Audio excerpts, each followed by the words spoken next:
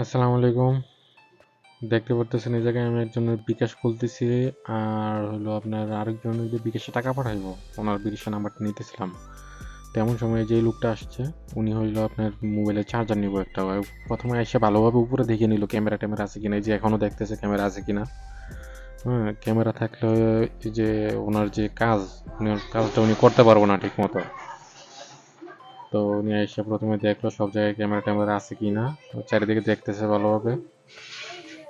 তো দীঘা আপনার আমি চার্জার আনতে গেছি, চার্জারটা আনতেছি, তো ওনার যে কাজটা ওইটা হলো 1,000 টাকার একটা বাটপারি। হ্যাঁ, উনি হলো একটা ফ্রড। এই যে পকেট থেকে টাকা বাইর করব এটা করবো, এই যে এটা পকেট থেকে টাকা বাইর করবো, এই যে চার্জারটা আবার আমাদের হাত থেকে নিতে চাইছে, কিন্তু আমি চার্জারটা মুছা লাগবো, ধুলাবালি পরে রয়েছে। তো উনি কোনটা আগে করব কোনটা পরে করবো এটা ঠিক একটা বুঝতে পারতেছে না।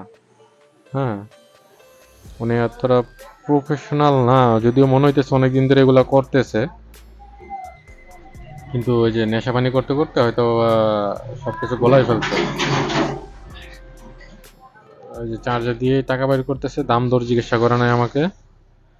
দাম দর তো জিজ্ঞাসা করবো, দাম দর কিছু জিজ্ঞাসা করে নাই। এই যে 1,000 টাকার একটা নোট বাইর করে দিল। কত কি গ্যারান্টি ওয়ারেন্টি, চার্জার ভালো খারাপ এগুলো তো চিন্তাধারা করে, যদি একজন কেউ একটা চার্জার কিনতে আসে বা একটা জিনিস কিনতে আসে চিন্তাধারা করে। তো উনি কিছুই জিজ্ঞাসা করে নাই, মানিব্যাগ থেকে ডাইরেক্ট 1,000 টাকার নোট বাইর করে দিল আমাকে। দেওয়ার পরে যে আমি ফোনের নাম্বারটা নিতেছিলাম, ওনার বিকাশের নাম্বারটা নিতেছিলাম, আমার কাছে যদি এসব চিটার বাটপার একটু কমই আসে, কিন্তু তারপরেও অনেকদিন পরেই একটা পাইলাম। তা আমি তখন বুঝতে পারতেছিলাম না যে ঘটনাটা কি, তাইলে ওরে বান দিতাম। ওই যাওয়ার পরে বুঝতে পারছি এই জিনিসটা কি, পরে ক্যামেরার ভিডিও দেখলাম যে যে টাকাটা কিভাবে সরাই দিল, তখন বুঝতে পারলাম যে ও কি উদ্দেশ্যে এই জায়গায় আসছিল। এই জায়গায় উনি আমাকে কিছু জিজ্ঞাসা না করে, যে গ্যারান্টি ওয়ারেন্টি কি আছে না আছে এগুলো জিজ্ঞাসা না করে উনি আমাকে বলতেছে যে ডাইরেক্ট টাকা রাখতে। পরে আমি ওনার হাত থেকে চার্জারটা নিলাম, যে বুঝাই দেওয়ার লেগে আপনার চার্জারের গ্যারান্টি আছে, চার্জার ছিঁড়বেন না, ভাঙবেন না, ভাঙলে ছিঁড়লে বা স্টিকার উঠাইলে গ্যারান্টি প্রযোজ্য না। এটা আমি ওনাকে বুঝাই দিলাম। বুঝাই দেওয়ার পরে উনি খালি আমার হাতের থেকে টাইনা নিয়ে যাইতেছে। পরে আমি গ্যারান্টি কার্ড লিখে দিলাম। আমি এই জায়গায় আমি খেয়াল করছি যে এই জায়গায় কিছু একটা উল্টাপাল্টা লাগতেছে। এরকম কাস্টমার এই পর্যন্ত খুব কমই আসে, এরকম কাস্টমার আসে না, এরকম কাস্টমার হয়ও না। যদি উল্টাপাল্টা চিন্তাধারা থাকে তাইলে ওই যে অন্যরকম একটু ব্যবহার দেখা যায় আর কি। তো জিনিসগুলো খেয়াল করতে হইব। তো ওনার এই যে চার্জার প্যাকেট করে ফেলছে, আমি ভাঙতি টাকাগুলো নিতেছি। ভাঙতি টাকাগুলো নেওয়ার এক সময় টাকাটা দেখছিলাম, তো ভাঙতি টাকাগুলো নিয়ে দিতেছি আমাকে। হ্যাঁ, এই যে এই জায়গায় হলো মেন জিনিসটা, যে ভাঙতি টাকা নিয়ে দিলাম। উনি কিন্তু আমাকে আগে দাম জিজ্ঞাসা করে নাই, তো এই জায়গায় জিজ্ঞাসা করতেছে, টাকার হাতে নিয়ে জিজ্ঞাসা করছে কত রাখছেন। বললাম যে 140 টাকা রাখছি। পরে বলতেছে এত কেন, এই যে টাকাটা আমাকে ফেরত দিয়ে দিতেছে। হ্যাঁ, মানে চার্জার নিব না, চার্জারও দিয়ে দিতেছে, টাকাও দিয়ে দিতেছে।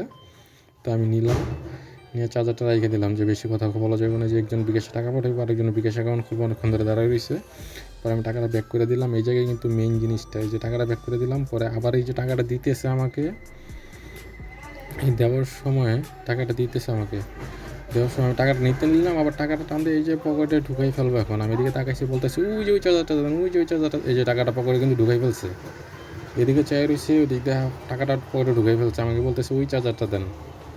তা আমি ওই চার্জারটা আনতে গেছি। আনতে যাওয়ার পরে আমি যখন ওই চার্জারটা আনছি, এই জায়গায় একটু হাসি দিছে, একটু চেঞ্জ করার জন্য পরিস্থিতিটা।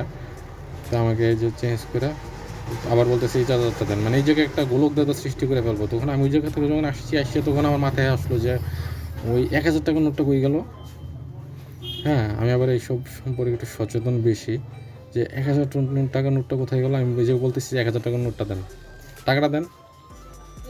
ওনার কাছে আমি ডাইরেক্ট টাকাটা চাইতেছি। পরে বলতেছে যে দিতেছি। হ্যাঁ, ওই দেখলো যে আমি ধরে ফেলছি। তো এই যে শেষ, ওনার মিশন ফেল, উনি টাটা গুড বাই। তখন আমি চিন্তা করতেছি যে ওই কী করলো, টাকা একবার আমার থেকে নিয়ে গেল, নিয়ে তারপর কখন কী করলো আমার ঠিক একটা খেয়াল করতেছে না, যে 1,000 টাকার নোটটা উনি কখন গায়েব করে